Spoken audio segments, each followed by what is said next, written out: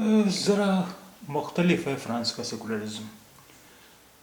France کا secularism دراصل دنیا کے دیگر ممالک کے سیکولرزم سے مختلف ہے۔ ان کے سیکولرزم کا تصور سن 1789 کے انقلاب میں پنہا ہے۔ اس انقلاب میں شاہی اور جاگیردارانہ نظام کے ساتھ ساتھ حکومت پر بڑھتے ہوئے مذہبی گرفت کے خلاف بھی آواز بلند کی گئی تھی۔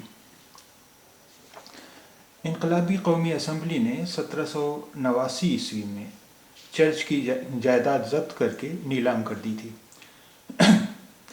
لوگ مذہبی تسلط سے اتنا ناراض تھے کہ 12 ستمبر 1792 کو پیرس کی مشتعل بھیڑ نے 3 بشپوں اور 200 سے زیادہ پادریوں کو مار ڈالا تھا۔ اس انقلاب کے نتیجے میں فرانس میں مذہب پوری طرح ریاست سے علیحدہ ہو گیا، جو آج بھی ان کے سیکولرزم کی بنیاد ہے۔ ہندوستان سمیت دنیا کے دیگر ممالک میں مذہب کے خلاف کبھی کوئی انقلاب نہیں ہوا۔ ہندوستان کے سیکولرزم کی تو ایک خاص بات یہ بھی ہے کہ ہمارے یہاں مذہبی منافرت پھیلانے والوں کو باقاعدہ الیکشن لڑنے کی بھی اجازت ہے۔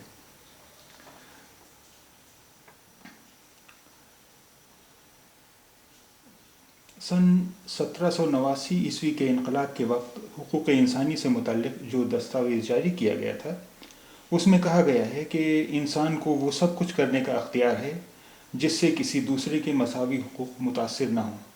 یہ بھی کہا گیا کہ اس آزادی کی حد وہ ہوگی جسے قانوناً طے کیا جائے گا۔ فرانس کا قانون کسی بھی مذہب کے عقیدے کو اظہار خیال کی آزادی کے دائرے سے باہر نہیں رکھتا۔